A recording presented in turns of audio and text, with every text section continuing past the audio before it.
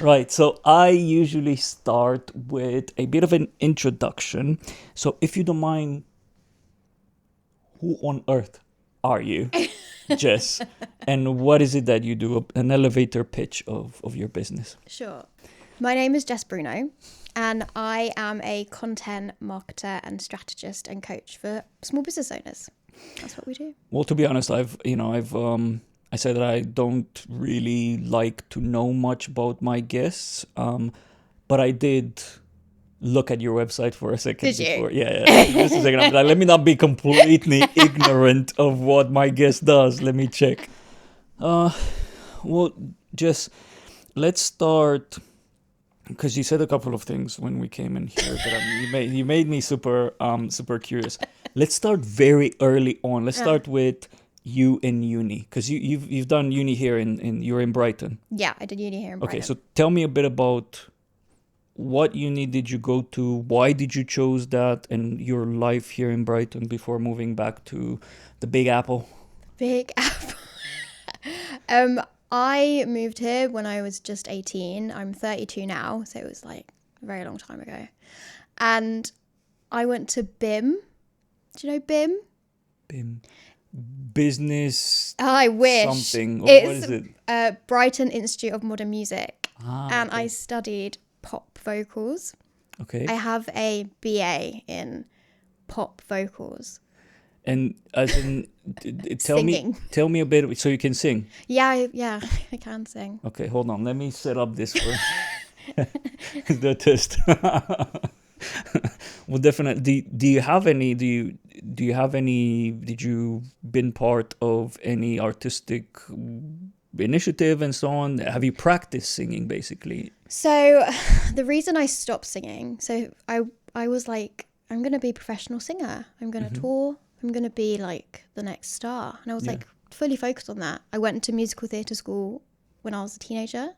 I did music in college and I did vocals in uni. Like you have to do like a singing, you have to sing to get in. So I was good.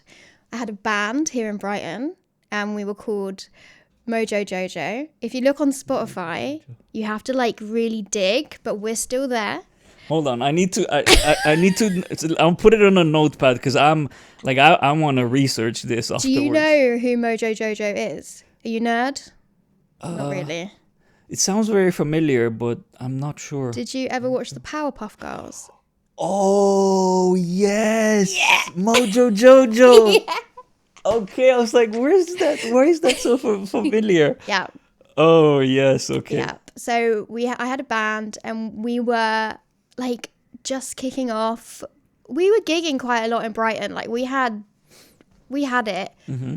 But when I turned 20, I was diagnosed with a condition called IBD, which is ulcerative colitis, and my health rapidly declined. And my second and third year of uni were horrendous, and I lost a huge part of me when I got sick, and I didn't have the energy to perform anymore. So How does that talk to me a bit about that condition? How does it? What is it? What does it? How does it manifest?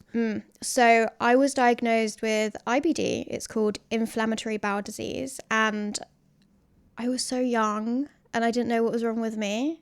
I just thought I had really, really bad hangovers. Like I would go out drinking and then I'd be hungover for 2 weeks. But my hangover was like extreme tiredness and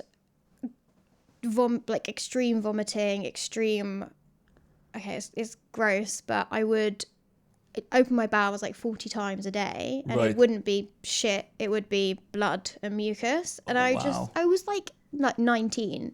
So I was That like, must be been terrifying. wow, I wish it was more terrifying because Or I was like, were you like, that's it's my normal? hangover. I just started What? drinking. So I was like, I just get really bad hangovers. And I think I really did think Did you talk to someone about this? Because Yeah. I feel that if you will tell your friends, that your friends would be like, I don't have that kind of No, hangovers. I didn't tell anyone until I told my housemate. My one friend left in Brighton, Ben, and he was like, Jess, that's not normal. You need to go to the GP. You need to go to the doctor. And I was like, oh, maybe I do. But then it started manifesting in my body outside of alcohol. It started happening every day. I it was horrific. The pain, the going to the toilet. I became disabled when I was 19, and it really has dripped into every aspect of my life. I had to change completely. It took a year to be diagnosed. So from 19 to 20, I was left in this awful state. I lost so much weight. I couldn't do anything, but I also had to like try and keep going to work and just trying to push through it. And I was self-medicating a lot. Yeah. A year to diagnose. Why is that? Is that because it's hard to identify, or is it because, the health system in UK is rubbish to really help you? I think because I was so young, I kept taking what the GP said at face value. So they'd tell me, oh, you've got IBS. Here's a pill. Try this. Go away. Wait a month. It doesn't work. Come back. Oh, here's a pill, try this. And it went round and round like that. And I was so frustrated, I just stopped going. And then I did a blood test with them finally after like, I think 9 months or 10 months. And they said, you have to see a specialist. You've got very high inflammatory markers. And I was like, I don't know what the fuck that means. Like, I've got an exam, like, I can't go. And I missed the specialist appointment. I just didn't go because I was fed up by that point. And I thought, well, my mum had really awful stomach, like a really weak stomach, so I just thought I had what she had, but no. And then I had to go to A&E because I was so poorly, and that's when I got into the system here at Sussex, and that's when I was diagnosed. Did that period? Oh, and by the way, so you got a treatment, right? So, and that healed it, or kind of like helped you?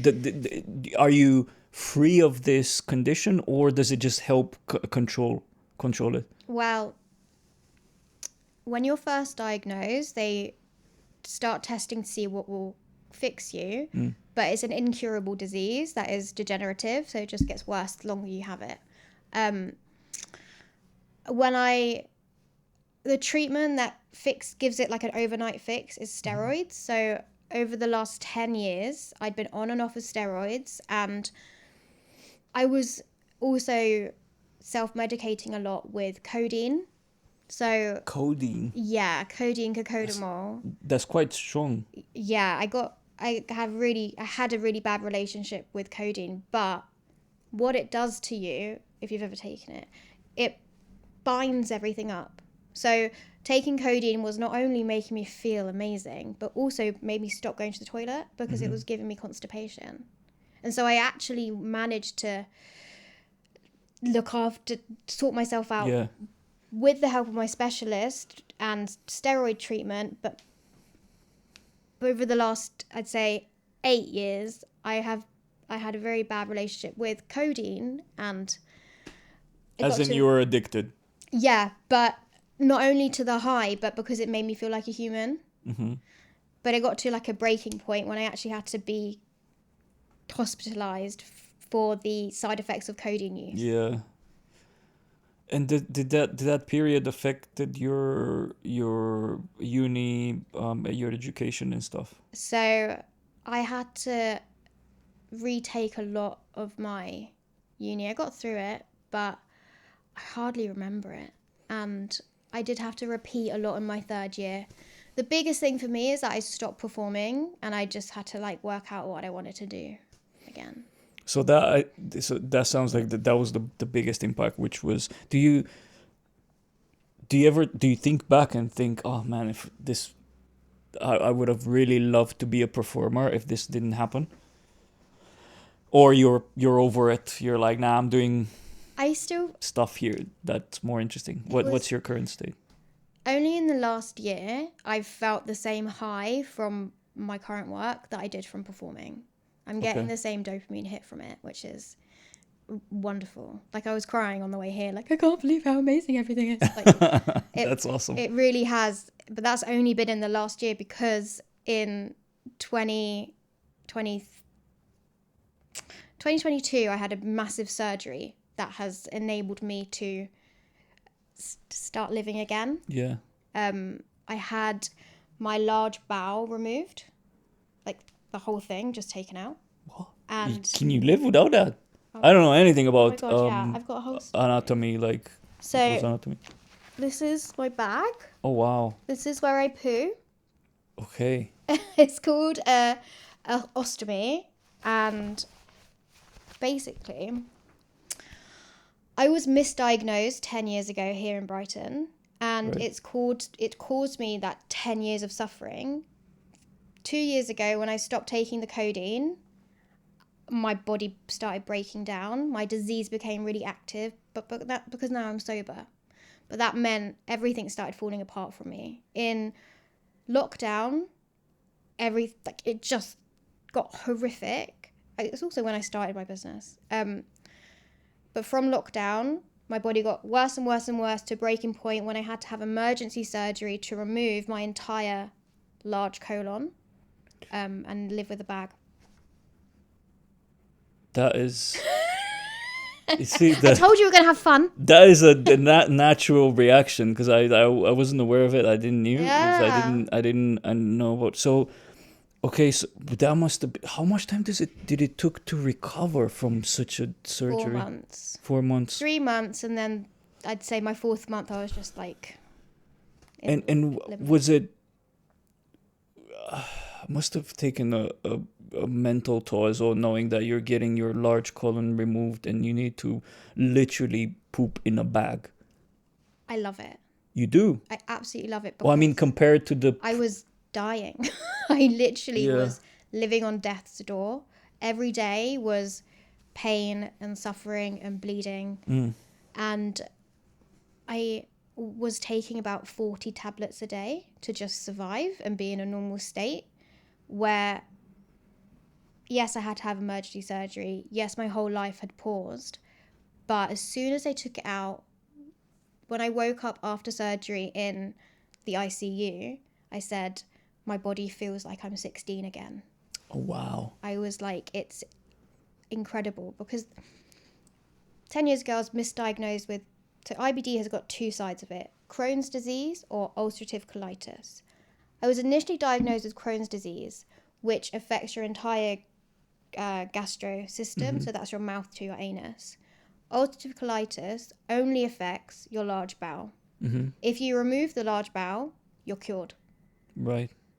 So that's the only remedy of this. What you the condition that you have. You can take tablets. Some people have ulcerative colitis and do very well on medication. Unfortunately, mine was so aggressive that we got to the end, and there was like, there's nothing more we can do. We have to take it out, and we have to take it out now. Yeah. And I'm so happy they did. I recommend it to everyone. Okay. I highly recommend it.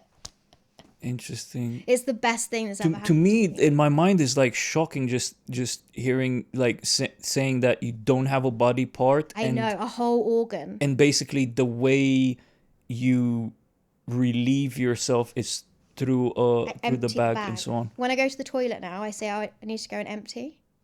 Okay. That's my new word. So you checked the bathroom earlier. I need Is to do it a recce of okay? the building. When I come into a new building, I always make sure I know where the bathroom is, because it can leak. Right. It can pop, it can burst, and shit will be everywhere. Okay. So I need to know how to get to the bathroom when I'm in a new space, and I want to look at it, so I need to know where your sink is, because in my bag over there I've got another stoma bag and all my medical supplies. So I like to know what I'm dealing with when I'm in a new room. So it sounds like it's still, as in it's not, it gave you a lot of your life back and you being you. Yeah. But you have to deal with the certain kind of like cons of the situation. So the cons of it are, it can burst. Yeah. And I'll just be here with shit all over me. That would be something on camera, wouldn't it be? I mean, I still suffer with fatigue. Yeah. I can get dehydrated very quickly, because here's the water thing. Remember downstairs I said I can't. Yeah, you drink water. said you can't drink water. Your large bowel absorbs water. No other organ does that. the small bowel can absorb water when it's got a salt in it. So when I Right. drink, I need to make sure my water is fortified with some kind of salts, or so it could be easy as sprinkling I a little see. bit of salt, or just making sure my water's got squash in it. Mm-hmm. So when I get sick, like I had the flu a couple months ago and I was vomiting, but it's so dangerous for me to vomit because I get extremely dehydrated. What else is a con? No, I love it.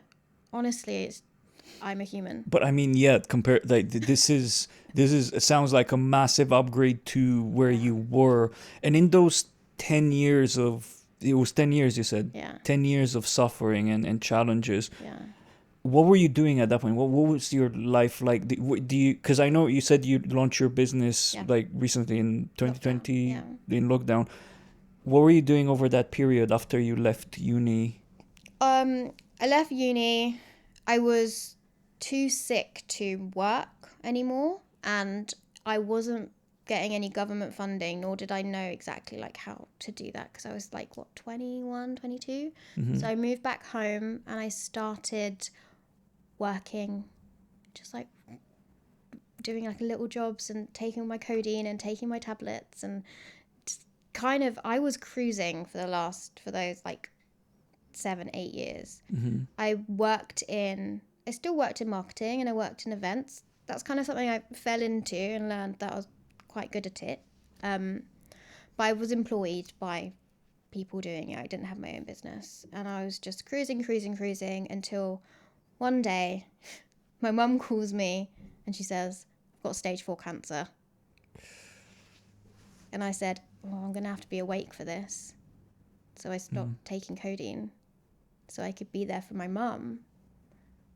And really quickly after, it's a pandemic now. And so I moved in with her. I left everything and I stopped taking codeine.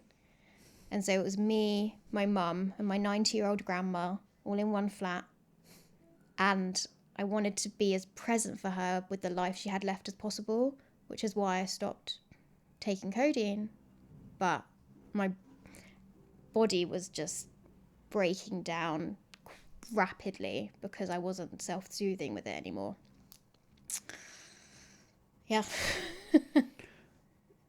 So you said you've had a period where doctors just thought it was something else and so on. What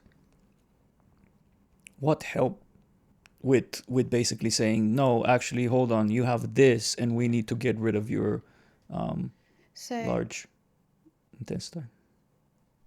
when I was living with my mum and my grandma, I couldn't stop cold turkey. So I was tapering off taking self-medicating with the codeine. Yeah. But unfortunately, I had caused so much damage over the years from doing that. I had to be hospitalised because of complications, and a specialist came over to me and said, who's your doctor here in London? I said, I don't have one. He said, right, I'm calling up Brighton. You're going to have to stay with us for 2 weeks.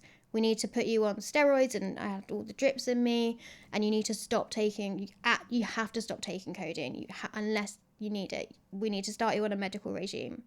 And I was with them for 2 years of them trying things with me. I was doing intravenous therapies, and I was on all these incredible medicines, but nothing worked until one day I'd had numerous days in A&E in a hospital in London from just my body breaking down, and they said, there's nothing left we can do. Let's take it out. Now. So it was like the last resort for Last them. resort. Yeah, last resort for them. But for the last 3 months, I'd been saying, is there a surgery I can do? What shall I do? And they said, well, yeah, we can, but we want to avoid that because it's a massive surgery, and it has to be done in 2 parts. Haven't had the second part done yet. You've got to give your body 3 years to recover fully and get strong again, and then you have the other one. So what's the second part? Oh, the second one's a fun one. I'm going to get a Barbie butt. A what? A Barbie butt. So the reason why I'm still suffering with fatigue and pain is because they can't take your entire colon out. It's too much. Right.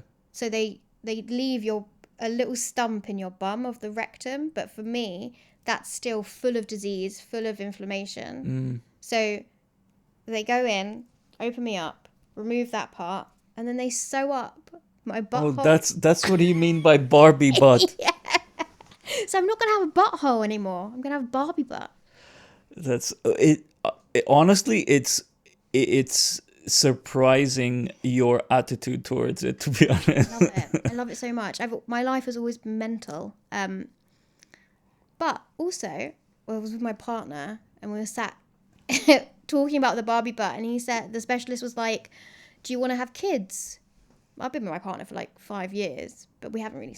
Yes, we do, but not yet.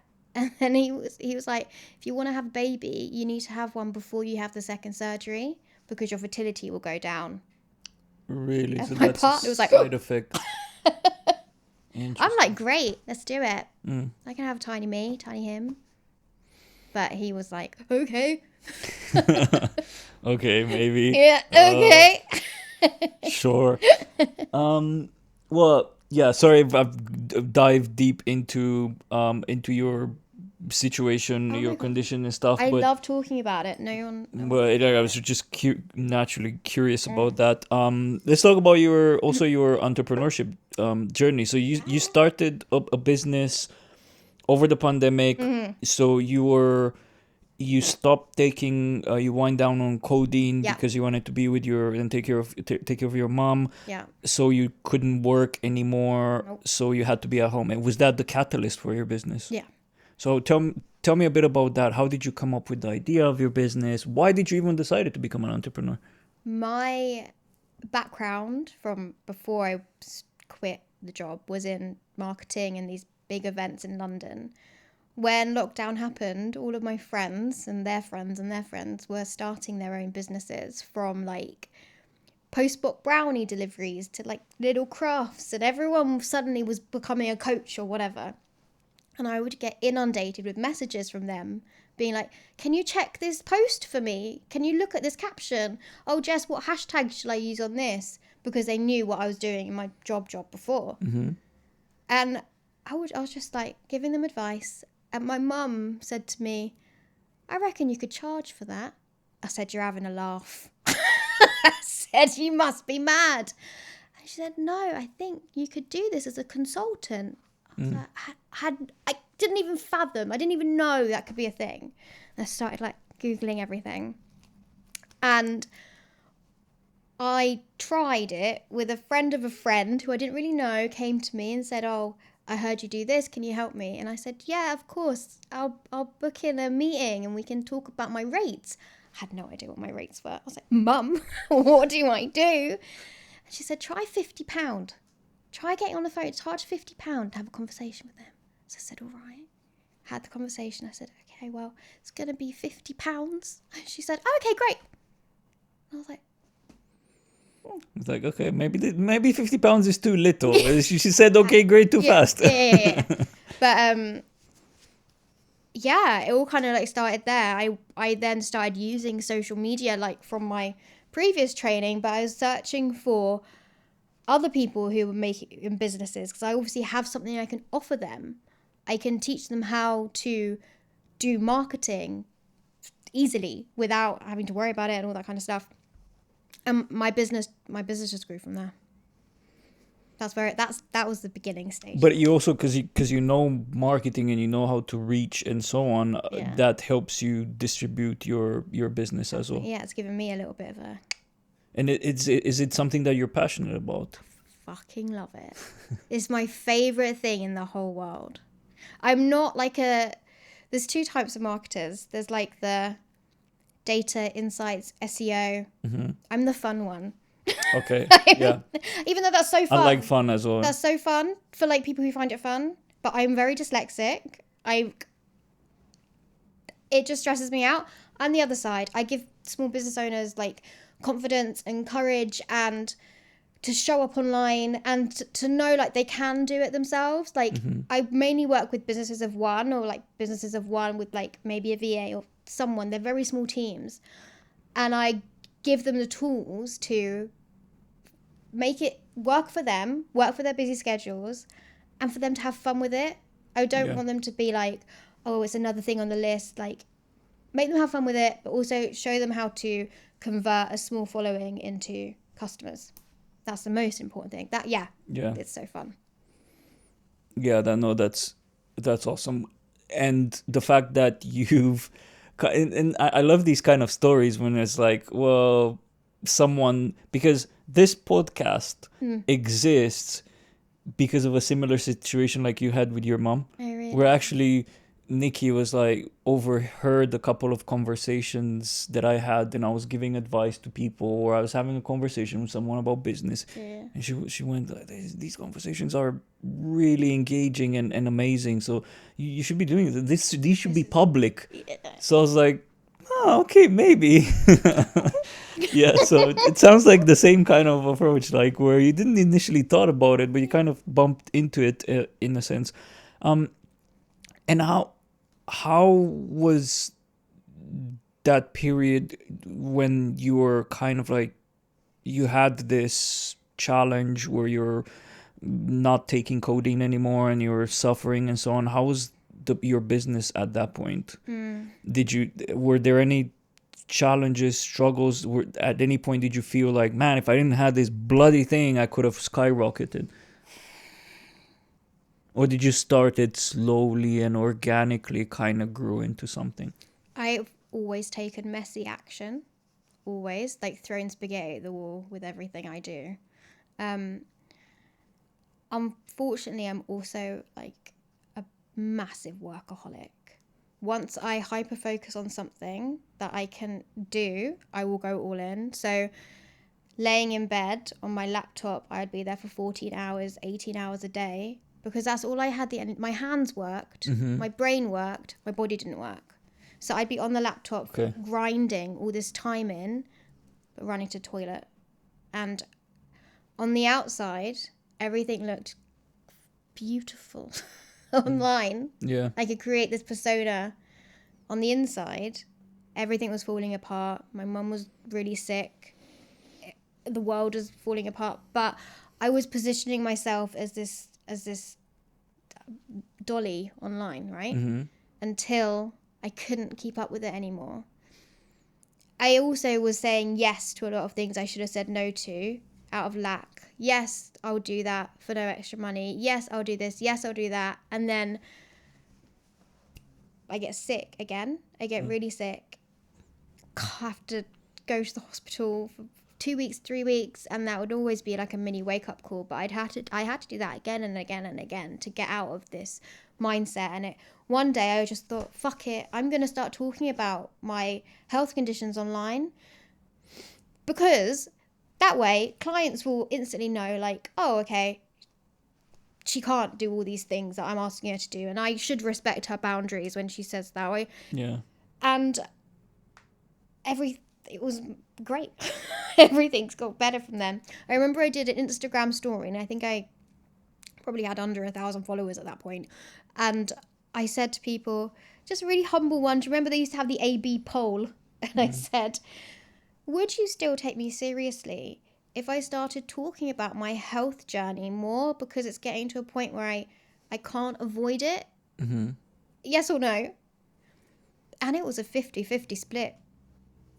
I was like, damn, oh, I shouldn't do this. Oh, I shouldn't. But then I remembered, like, oh, but the other side, there's 50% of the other people said, yeah, I would still take you seriously, and I would learn to work with your boundaries, and you should set more boundaries. Yeah.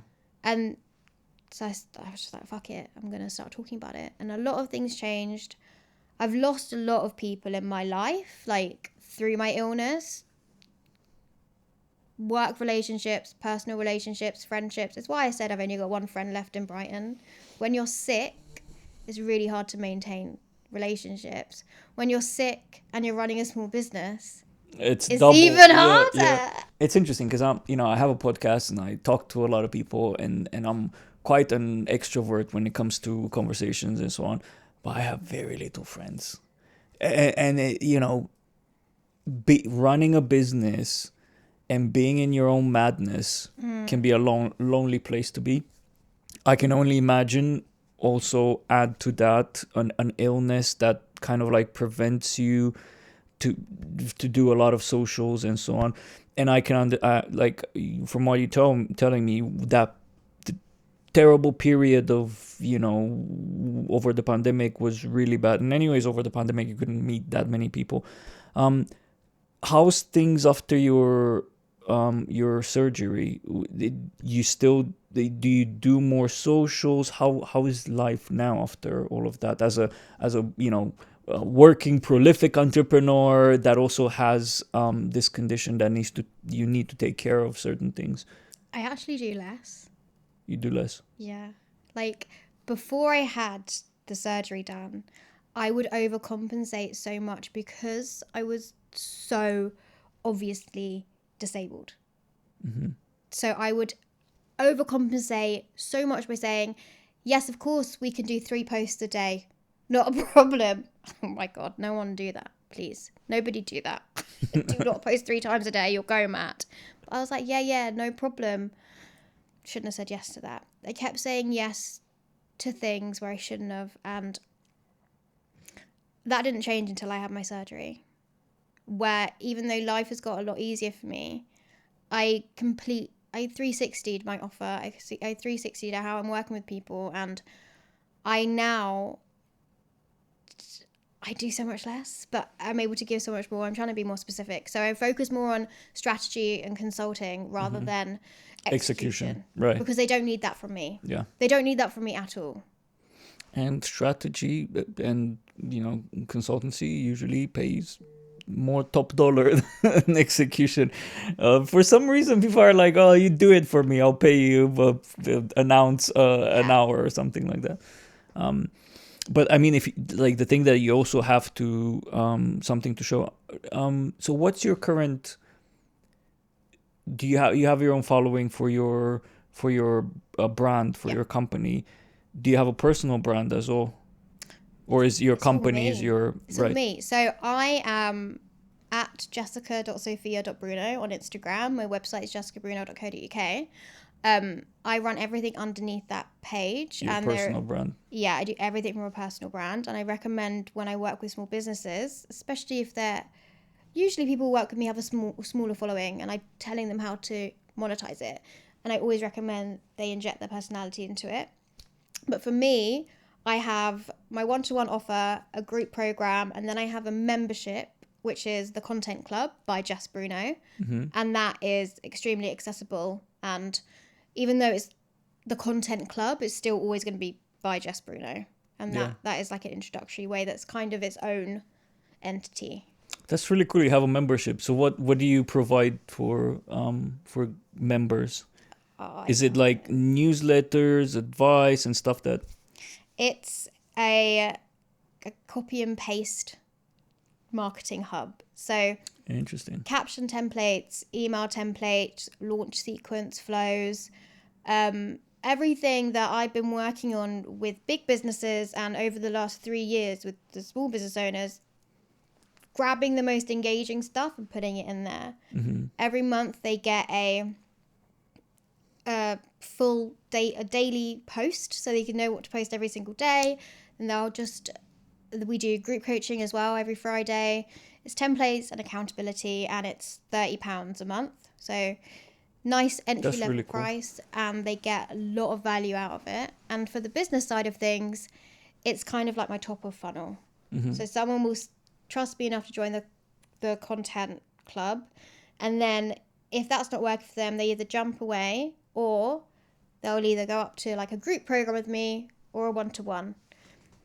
I've created this kind of ecosystem where people kind of revolve around the products that I do, and it really bloody helps them.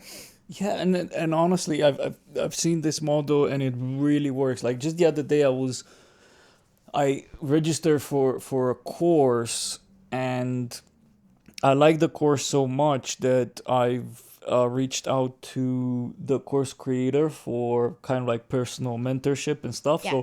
So you know, if you have this entry level product and so on, that's kind of like, although subscription is, you know, it's not, I won't call a subscription of $30 an entry level product, because if you have 100 people subscribe, you getting quite a bit of money per month, right?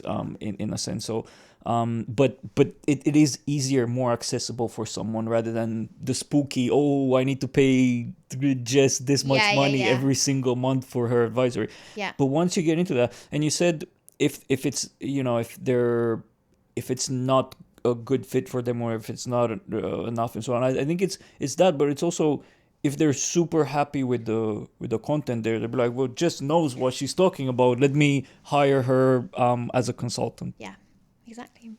That's awesome. What's the part that you love the most when it comes to let's talk about I want to ask about your business, but let's talk about marketing, this field first. What's the most exciting thing that you like the most?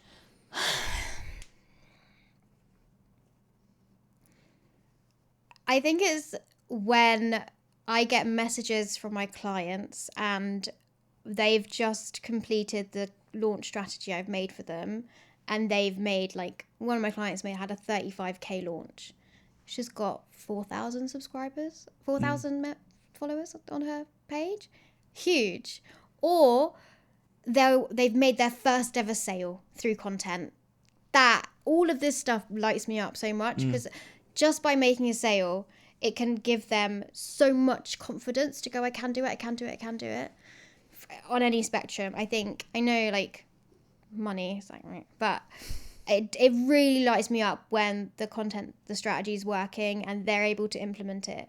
Sometimes it can happen within a month of my journey with a client. Sometimes it happens after 2 years. It's really about them finding out how they want to show up online, where they want to show up online, how they want to represent themselves. And when you get all that shit, all your ducks in a row there, that's when the switch happens and it starts working for them. And they're like, oh yeah, it's really easy. Whenever someone tells me it's really easy, I'm like, yes, it is. Well, that's awesome. But that also seems to be, to me, in my mind, hearing you say that, well, that can be the thing that you like the most about your business as well, not just about marketing in general, right? Because I feel like that even me, not in marketing, Yeah. when I have a customer that comes in and says, your solution, your product, your service saved my bum or my business's bum, or really enhanced what I'm doing, that is so rewarding. That's the best bit.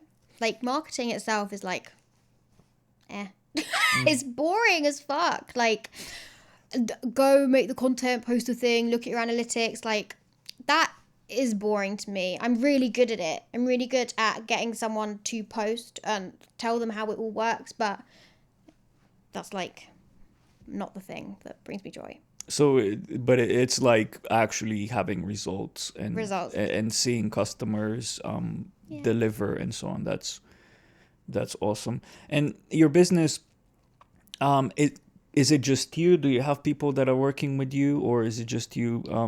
It's your consultancy and your service business and such? Yeah, I do everything. I've got some freelancers that help me from time to time, so I'll work with freelancers on quite a long-term basis. Someone that helps me making the website, someone that helps me create the templates. So I've got an expert copywriter with me. I'm great, but I'm severely dyslexic. So if I was to do all the copy for the templates, everyone would be texting me like, ugh. So I've got someone there that helps me with that.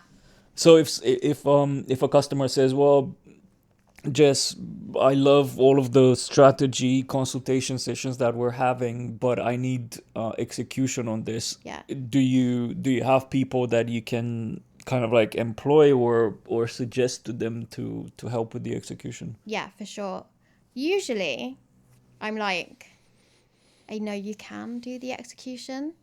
I like, there is so many robot armies you can add to your ether. Like, Robot armies. there are so many robots you can employ that would be much cheaper for you. Of course, you can get a social media manager to look after all, but the people that I work with usually are not on a level where I think they actually need it.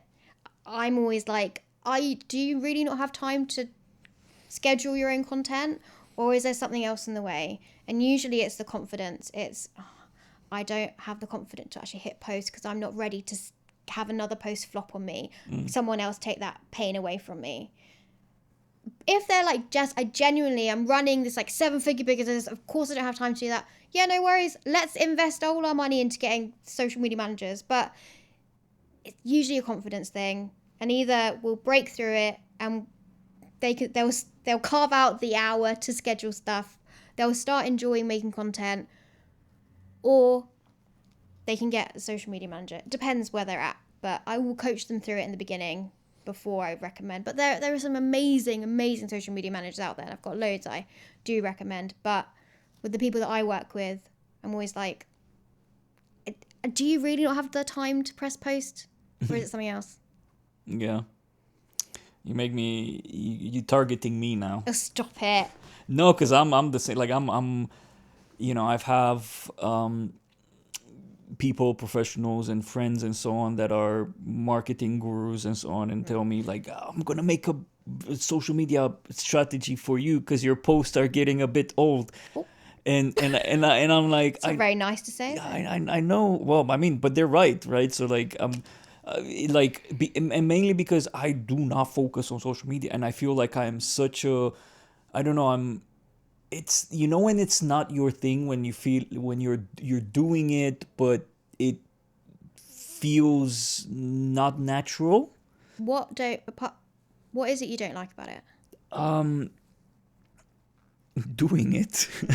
As in, like, one, I know that I could have someone come up with ideas on and concepts and topics and so on, but me just sitting down and dedicating time to say, okay, so this week I'm going to make a content calendar and talk about this, or for the next month and so on, like that is very unnatural to me, right? What's natural to me is this, like, kind of like chaos. Yeah. They're just like doing stuff and testing things and so on, like, and I used to be good at it. I started a project management company because I used to be good at managing and structuring and so on. I don't know what happened along the way, but nowadays, maybe old, I'm getting gray and all of that.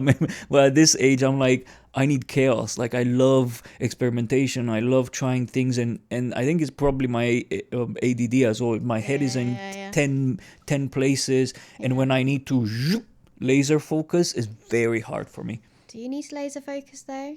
I love messy action. I love messy marketing. I think you can create something that works for you. Like, you are, just by being in the space, you seem like one of the most creative people like I've ever met. And you worked in project management. You have all the skills to do it, which is why I would challenge you if we were in a coaching session, and I would be like, I don't think hyper focusing on something and creating a content plan is the actual problem. I think you could do that with your eyes closed. I think it's something else, and we would like dig into that. Yeah, there's a chance that might be the challenge. It's But again, I think I am, in a sense, your target audience, your perfect customer, in a sense, because there's so much potential there and so much value. But again, what keeps me most of the time not doing it is, like, not having the energy, being a bit, not feeling natural for me to sit down and or even just posting, just like randomly, kind of like shit posting, like they call it, right? Like, it just feels, with all of the stuff that I'm doing in parallel, it feels like just I don't think about it. That's like, I just don't think about it. And then I, after a couple of weeks, I'm like, this week I only posted shorts from my podcast. I've not really posted anything of me. Yeah. So Have you ever posted anything of you? Yeah, I do sometimes. Like, I've just the other day, I posted last week I posted on LinkedIn. I was frustrated with the fact that I have 2 dogs, 2 Jack Russells. Oh, I love them. And all of the treats bags, for some reason, come in odd number. Rather than even. Yeah. So when you're down to the last treats, you only have one, right? And that to Oh me, no! that to me is blasphemy. And I've It is blasphemy. I've posted on LinkedIn to all, not even Twitter. So I posted on LinkedIn and I said, I want to make a petition to all of the kind of like dog treats companies to please make even numbers in their bags and so on. And I posted a picture of me and my two Jack Russells, which I call raccoons. So I said, me and my raccoons want to make a petition and so on. So I post sometimes. I'll post like that, more myself and so on in front of the camera, or just my own thoughts. But it's not often, right? It's more like I'm in a really good place, really relaxed, and I have this thought, and I'm like, let me post it. But then I have a billion other moments where I have thoughts and so on, but I don't think of posting it. When you posted on LinkedIn about dog treat gate, Dog tree gate. There you go. how did you feel afterwards? That's a good question. I felt good. I felt like, sometimes you can feel very rigid online, especially in this formal corporate and so on. I felt good. I felt like I gave an actual piece of myself and my thoughts. And you know what? I also have Nikki and I have been talking about. She wants to start a podcast, which is kind of like a more. I mean, this is laid back, but at the same time, this is more. You're the center. It's not me in a sense, right? So I don't go. I'm not polarizing. I don't go overboard with me and my character because I don't want to take the spotlight, right? Like that's not the purpose of it. Nikki wants to start a podcast where her and I can riff raff around like companies and what they've done to grow and so on. And she wants to bring me in as not knowing anything. And I'm like, I'm going to be the goofiest person in your podcast for sure. And that excites me in a way. So I think it feels good. It feels good to just be yourself and natural. And not that I am on this podcast, but I also realize that not everyone watches the podcast end to end, right? To see here's a fragment of Biro, here's a fragment of Biro, right? So yeah, it feels good to me, but it feels, in a sense, unnatural. The posting act.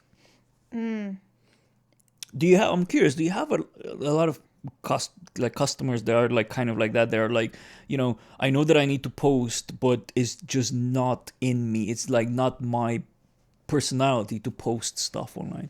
And so I always ask them what I just asked you. Have you ever posted before? And they'll say, yeah. And I'll say, oh, so you do post.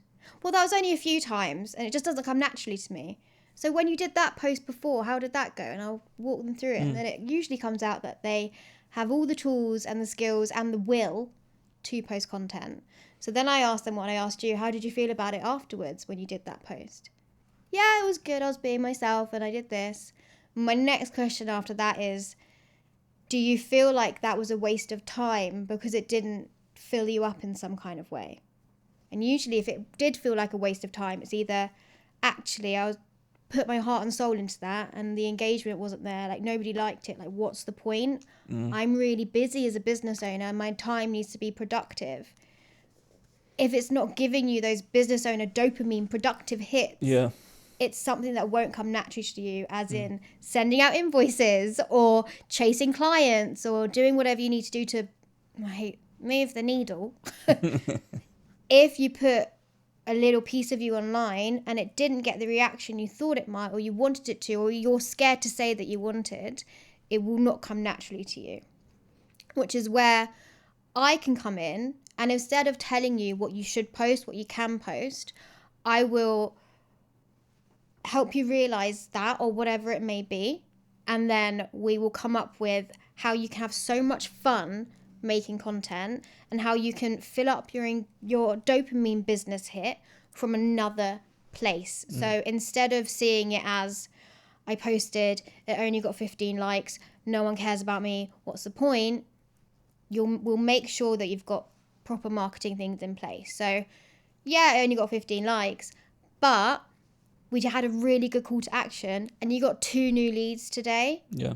Or yeah, it only got 15 likes, but if we look back, we can see that you've been posting this thing consistently and you are becoming a thought leader, no matter how little it could be. Do you know what I mean? So we start filling up that hit in a different place, and then they enjoy it, and it feels more productive, you know? I think people also don't realize, and this I've been having this conversation in the past as well. People don't realize how powerful consistency is, even if the numbers don't show it. Like, I post for Misfit Founders, Yeah. like all of these. I don't know if you've seen all this, like yeah. videos and so on. Like almost every single day, and the amount of people that I know that I have a chat after a while and so on. They say, "Man, you smashing it with that. I see all of your posts. Your Misfit Founders is growing. Oh my God, you're doing so great." I have so many people that I have a call with for the first time, but they're like, it's like talking to a celebrity. I feel that I see you on my timeline all the time. It's like, so it does have an impact, even if you don't see it. Because like the thing is, a lot of people won't engage that much, like, or and so on. No. And fundamentally, you have to have, like, I have almost 10,000 followers Yeah. on LinkedIn. Yeah.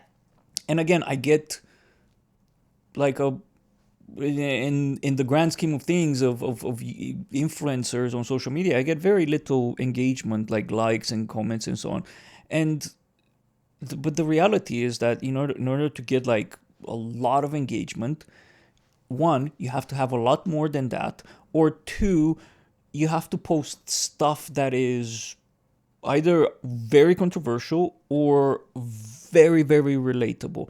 And the type of content that I make with Misfit Founders, there's going to be posts that some people relate, and others don't, and there's going to be posts that others relate, and so on. So, Yeah. but just posting and having that consistency, and like people see it and perceive you in a certain way. So it is powerful. I agree. I do feel like I need to share more of myself. In a sense, I think that's my challenge. But I want you to have so much fun with it. Mm. Like, keep talking about your raccoons. Like, just make it be so fun. Yeah. Yeah. Some people are not really fans of posting personal content on LinkedIn. Yeah.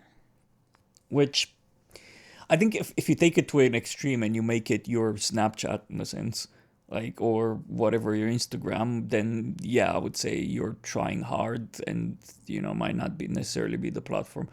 But I love, and that has been my ethos in a lot of marketing, brand building, community building activities that I've been doing, is people need to relate to people. They're never going to relate to a symbol or they might align with certain things, but in order to create a deep connection, there has to be some humanity behind the stuff that you do. Yeah. I booked a client after posting an Instagram story of my ham and pineapple pizza.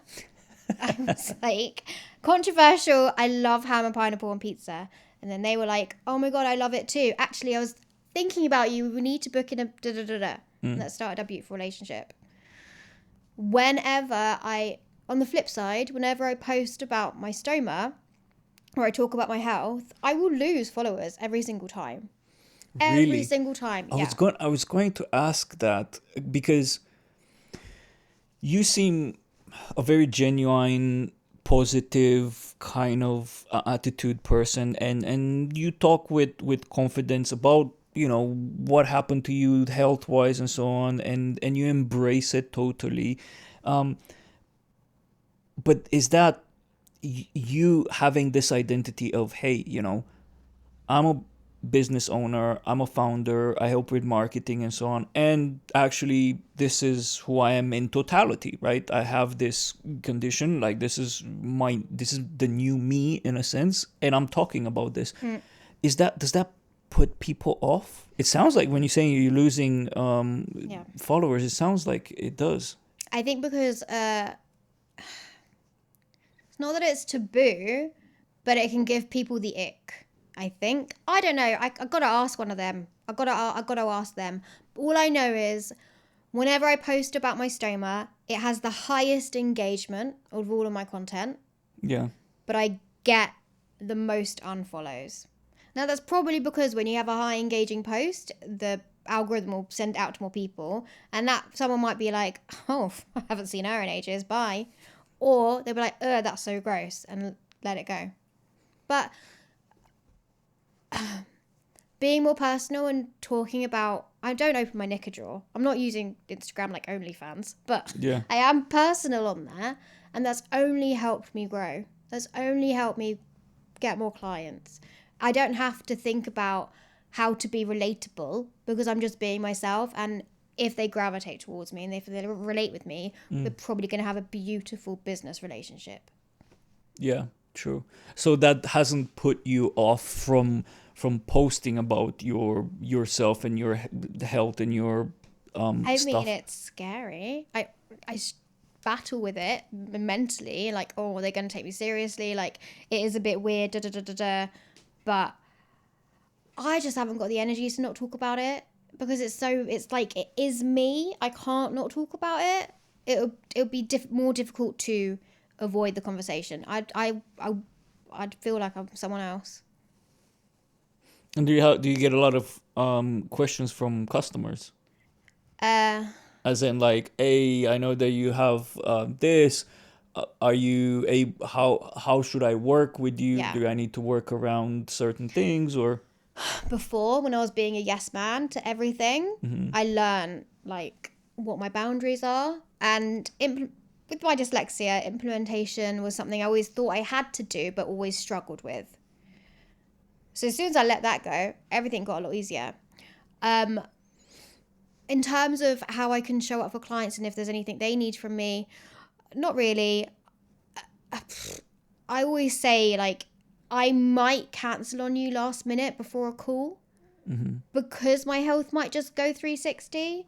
It'll be very rare, but because I'm giving you that grace, you could do it to me as well. We'll be fine. Right. Okay. But that's it really. That's good. And look, I do think it is daunting. I can imagine that it's daunting, posting these things and knowing that, some people will be put off. But in my mind, I think you have to fully embrace it. Yeah. Not only because there's, well, that's you and there's nothing else you can do, but I think you you do want the people that stick around. Yeah. That's who you want, because those are going to be the customers and the audience and the cheerleaders Yeah. of what you do the most. And if someone's put off by by your health condition or anything like that, then do you even want them as a customer? No, not at If all. someone comes and says, I really like the stuff that you do, but I like I'm not sure, because you have your own quirks with your health and so on, and I'm not sure if that's something that I want to work with. And so, do you even want that Like, person why are as a you here? customer? Exactly. Yeah, like I'm kind of pre-qualifying people by talking about it. yeah, exactly, yeah, When I first had my surgery, I actually started a TikTok page all about my stoma because I couldn't stop talking about it, and I was like, okay, it's getting too much on my business page now. Let me just start like a secret stoma page, and I went viral on there all the time. So many times just talking about it, and then it was kind of like my personal diary, and it really really helped me. It didn't bring me any leads, didn't get me any new business, I didn't get like a penny from it. Millions and millions of views over there, but I kept it over there, and it never converted into anything. Where when with my business, I think I talk about my stoma probably like once a quarter. It's not a running theme, but people know it's there. It's there. It's a page on my website. Like, you will find me. I've got pictures in it, but it's just like my sprinkles. It's my flavor. and I think there's so many people that think that in order to be successful in business, to have a successful business, you need the craziest, widest reach possible, and that's not Oh my God, that's no. not true. No. All of my clients can say no. Yeah, and so for that reason, like for all of those reasons, I understand why you're, when you say, yeah, when I post, I lose some subscribers and some people that are following me and so on, and you're not saying it with fear and in a sense being demoralized about it or anything like that, because at the end of the day, you don't need many people, you don't need a ton of You people to really be able don't. to do good business. Mm-mm. No, ma'am. How's so you got yourself fixed, sort of. Halfway there. But I mean, you're yourself, right? Yeah. You're more yourself than you've ever been up until now, and I can see that you're kind of like radiating with joy and bliss. How's things, if I may ask, with your family, with your mom? How's My mum died. she did? Yeah. Okay, when was that? My mum died on my 30th birthday. As in on your On my day, birthday. on On your my day? the cheek of it. The nerve. It was awful. It was awful. She had lost her battle with cancer, and I think it wasn't like a surprise. She was in a like end of life home, and yeah, she passed on my birthday. Did so? How did you had to at that point? I suppose it was like a super big. You were expecting it, right? Because it's like stage 4 cancer. Like once you hear that, it's very hard. I suppose like I've lost people in my life, not to cancer, but I've lost people. When you hear that, I suppose is like very very hard, and that was the reason why you wanted to be sober and be there for her and help her and so on. But I suppose when it happens, it's also like kind of like you know that that's going to happen, but when it happens, it's still a very big moment. Did you had to take a step back from certain things when that happened, and how was that period of time after your mom passing? She died before I had my surgery. Before. So I was still like overcompensating with work and trying to say yes to everything. I would bring my laptop with me when I'd visit her in the end of life care home, and I'd be there doing emails. And it's one of my biggest regrets I have. And it's why, after I had my surgery, I changed my entire life and the way I work with people. But yeah, I just laid down for like 2 months after she died. I didn't do anything. I paused all my clients. Sent so many flowers. I've got so many vases. Everyone was just sending me stuff. I think if someone dies, don't send them flowers. Like don't. There's so many flowers.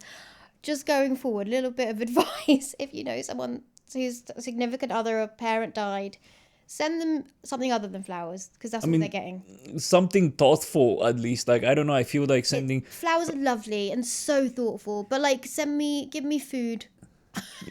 Send me food. Yeah, something you need, right?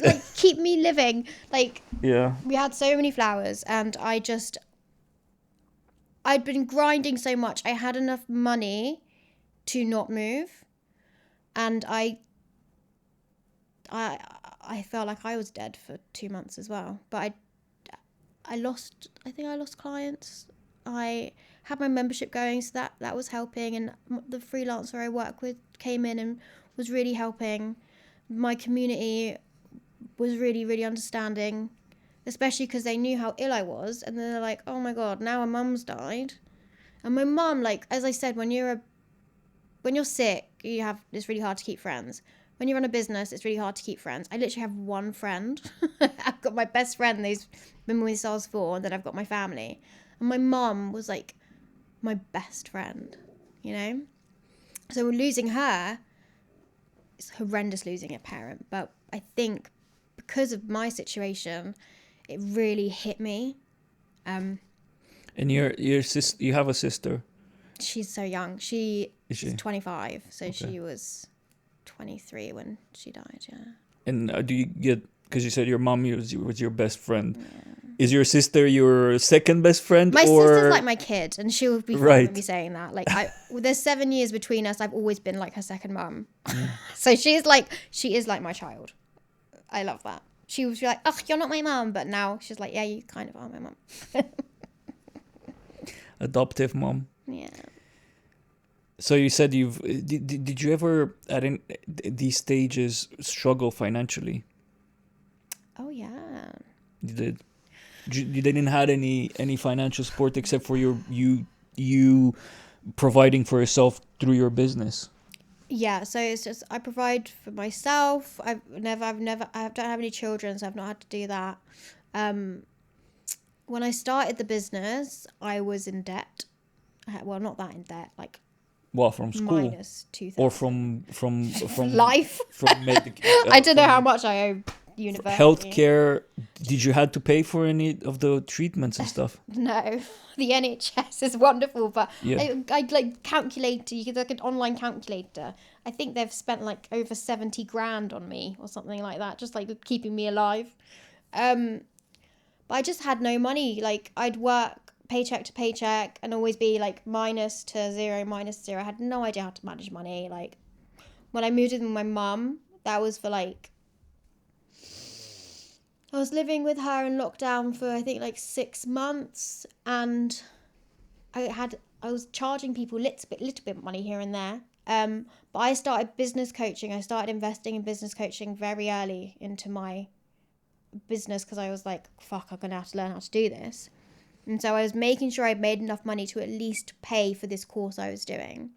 Wow. So you're basically living paycheck to paycheck Yeah. and struggling Yeah. financially, but yet still put money aside to take courses and 100%. educate yourself. Everything I made, thank God I was living with my mum and my grandma because they weren't charging me rent.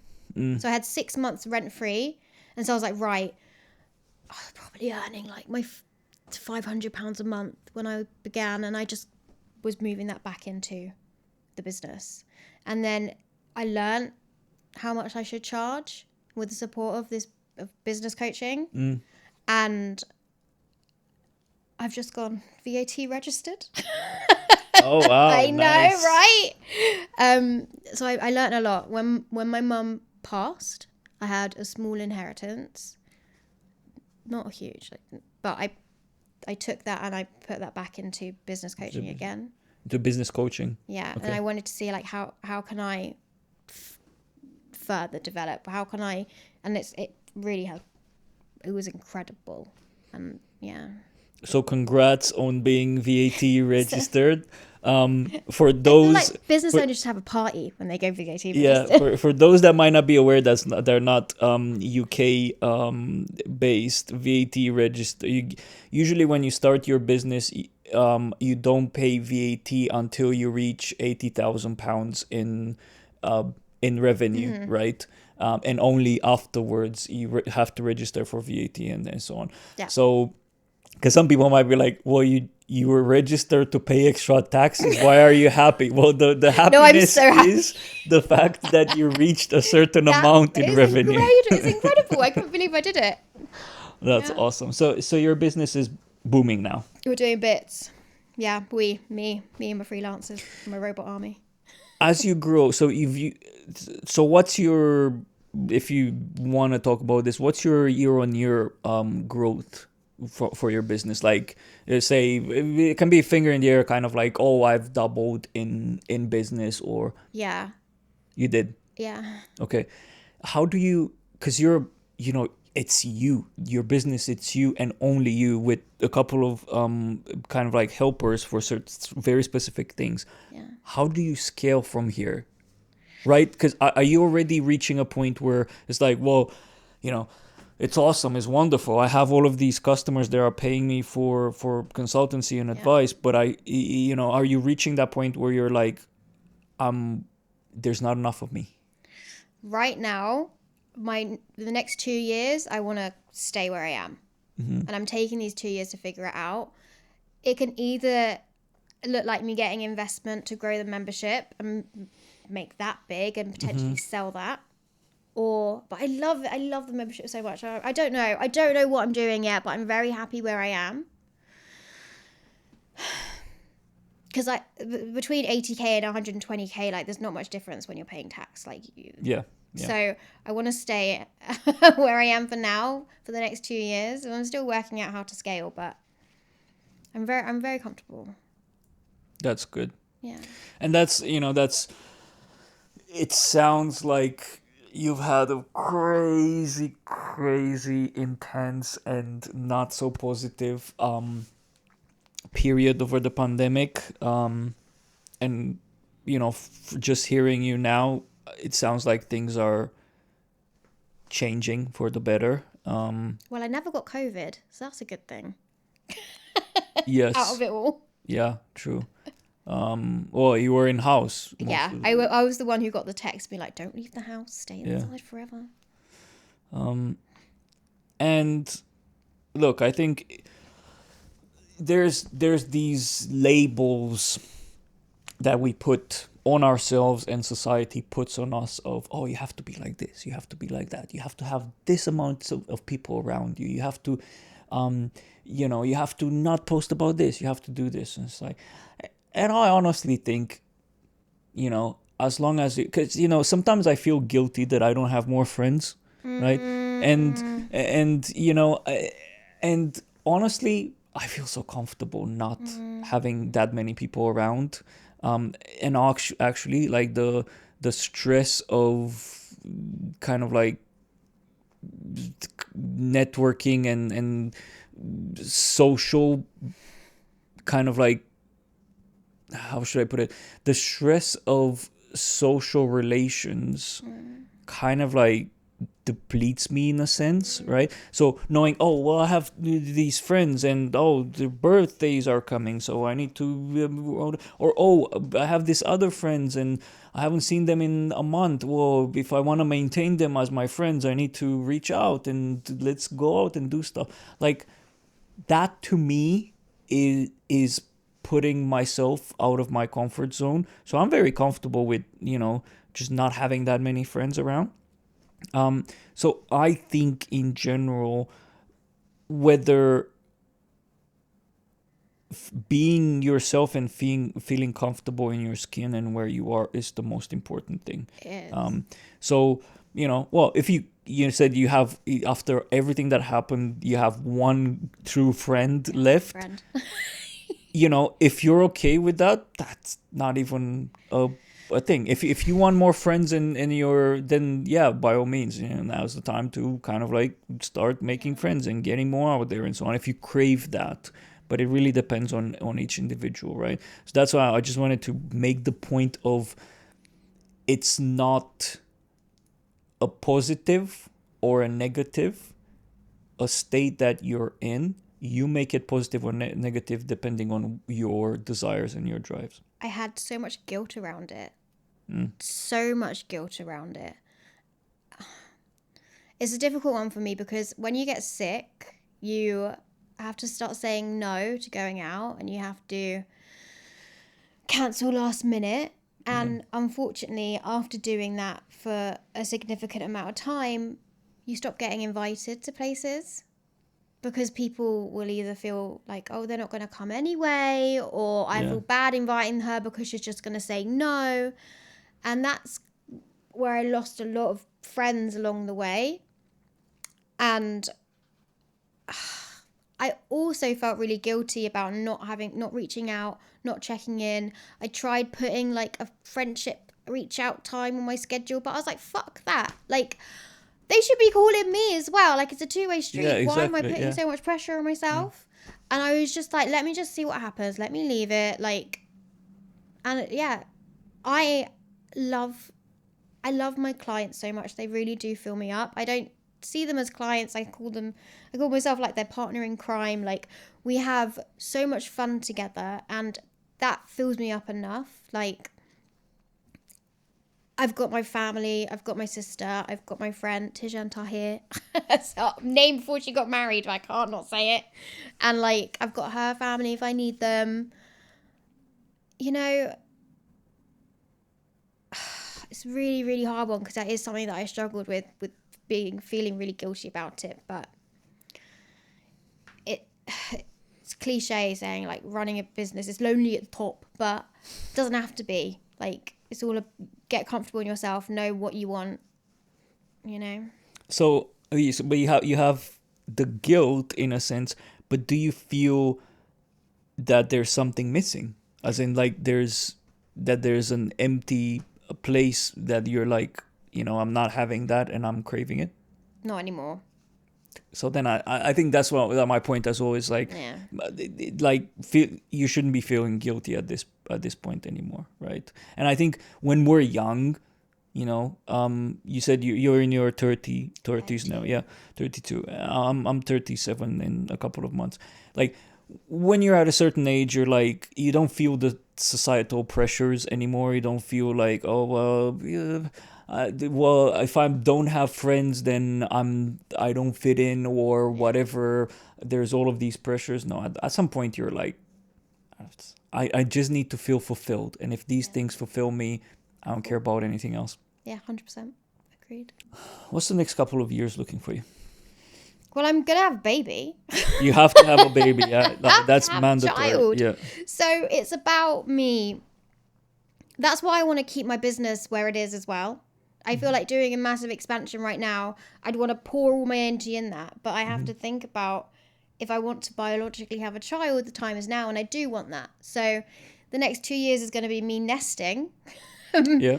probably moving house, having a child, and God willing, and just keeping my business where it is. Honestly, the next 2 years is me coaching one-to-one, hosting group programs, and looking after my membership and just keeping that turning.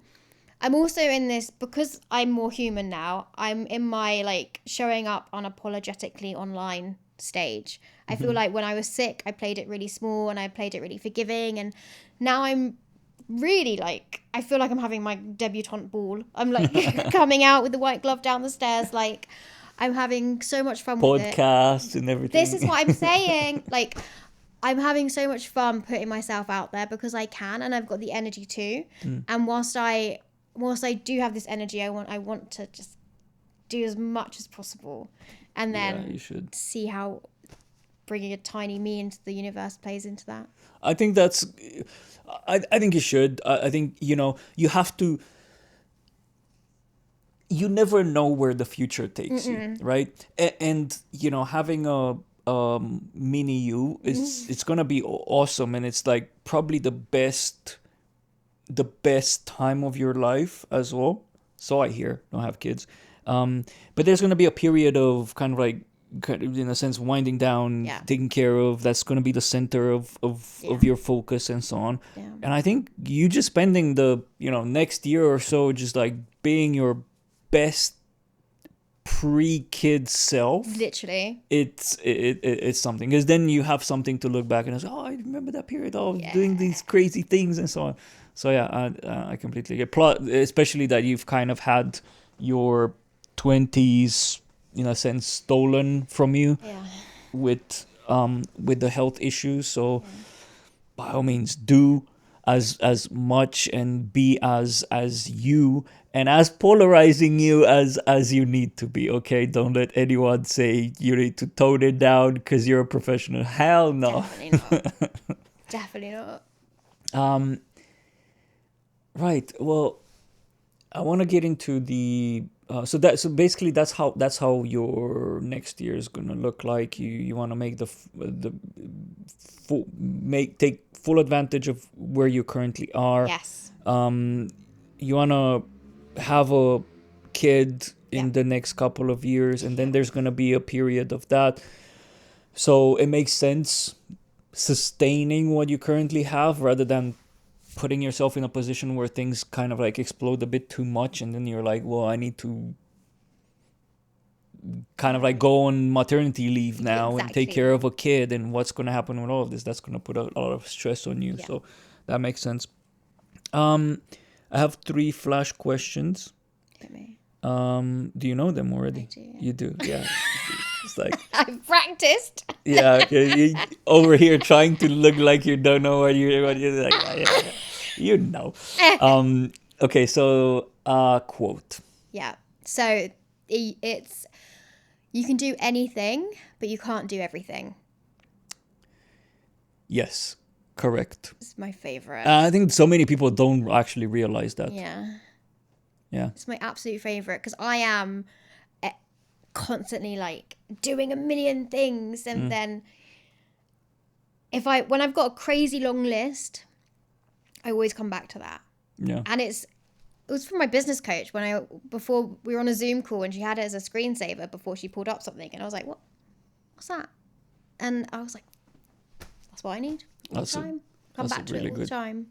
Really good one. Yeah, and I think we should always come back to that because sometimes you get lost and you're like, no, I should and I can and so on. When in reality, awesome book that changed your life. So I just started reading. I'm doing it in the book club. In the content club, we've got a book club, and it's called Fuck Being Humble by Stephanie Sword-Williams. All right. It's so good. It is so what I need right now, and it's really helping me like just not be humble anymore. Yeah, I need to read it. Fuck Being Humble. It's so good. Fuck Being Humble. Because I've been like, I'm not good enough for this. Like, I'm not going to launch a course because this is that. No, I don't have the expertise to teach people. I shouldn't be positioning myself. I think I need a cold shower like that. Yes. Oh my God, yes. I need to get that book. It's so good. Good habit that you advocate for. Okay. Have a fun drink every day. A fun drink. I'm sober, but so every day I will go on a walk, I'll go to Tesco's and I'll get myself a fun drink. So it could be like a peach iced tea or a lemonade. Like, give yourself a treat. Give yourself like a little, like something a bit naughty, but like, yeah, I have a fun drink. I'll tell you. Tell me. My terrible version of that. Tell me. I have a fun drink every day as well. But my fun drink is a variation, a different version, different flavor of an energy drink. I'm not. Why is that terrible? Because energy drinks are bad for you. They're not really they're not good. Well, you have one a day. Sometimes I have 2 a day. Live. But you're so like when you said that, I kind of like in my head I'm like, hell yeah. Like, I'm addicted. And you can be addicted to what you just said because you have that expectation like if you don't have that fun drink that day because you're too busy or you can't, you're like, oh, I don't feel good. Like, I feel a bit miserable. Like, I need my fun drink. That's an excitement. That's dopamine. It is. You're like, I go to the corner shop and I'm like, what kind of energy drink should I have today? But isn't it nice? It is, yeah. I'm enjoying it. It's not healthy. Some people might look at this and like, dude, you're addicted and of something that's not healthy. But, that's my guilty pleasure. Look, what can I say? You're in shape. You obviously look after yourself. Like, I'm sure you counteract it with like broccoli or something. No. No. Fuck it. It's just like, it's my natural, like, I go to the gym a bit. Like, I've had a back injury like 3 weeks ago, and I've stopped, but I need to get back into the gym. I go to the gym and stuff, but I have have something that people are very envious in, which is like a very fast metabolism. So like I can eat the biggest crap ever, and I don't eat greens that much, but like I don't gain crazy weight, and if I eat, if I don't watch and I don't eat properly, you get tiny. Like I get skinny again. And for me, that's because I grew up. I'll show you some pictures afterwards. I was like 50 kgs. Ooh. Like super skinny. Yeah. And very hard gainer. So that to me, that's my, I would rather be plus size and extra than skinny. That's my worst nightmare. So I have to eat constantly. So some people would be like, oh, fuck you, you're so lucky. But for me, it's like, no, I'm the opposite. Like I have a phobia of being skinny. So yeah. Well, thank you so much for that. And I agree, deeply agree with the fun drink. But you know, for everyone that's listening, maybe have a healthy fun drink. Maybe try some various smoothies every single day or something like that. And thank you again for coming over. Honestly, your conversation, as for someone like me, can be heavy, right? I think you're kind of embracing and you're seeing the positive side of things, the not even glass half full. It's just like you're in a way better condition and state than you were, and that brings you joy and happiness. Yeah. You know, me hearing it's heavy, but seeing you how much you radiate and how positive you take life right now, it just fills me with joy as well, and empowers me. And I'm like, oh, okay, that's not, it's not, it's been a bad situation, but look, taking that and being in a positive state and living your life at its fullest, although you've had these crazy challenges in the past, it kind of like inspires me, and I'm hoping that it will inspire everyone that's watching this podcast to say, I can be who I want to be. I can be positive. I can overcome these things. Look, she was able to. Well, this is Why should I not? Yeah. Honestly, like, I've had so much turmoil and shit happen in my life. I haven't got time to, like, To soak. Yeah. I have cried. I have been in pain. I have been there. And I'm like, if I have the body and I am feeling good, like, I need to lean into it and I need to use all of this good energy. Like, when I work with my clients, we always, like, time block and plan out the time. But I always say shit can and will happen at any time. And it will hit you every day if you want it to. But you have to choose how you deal with that and how you come out of it. Exactly. Very, very powerful words, especially coming from you, right? I feel that there's a lot of us that haven't been that challenged, where, but coming from you, they're very powerful. So thank you so much for accepting to come all the way from London and do this. I really appreciate it.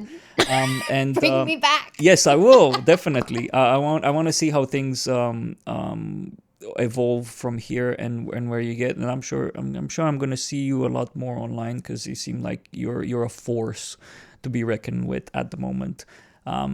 So thank you so much.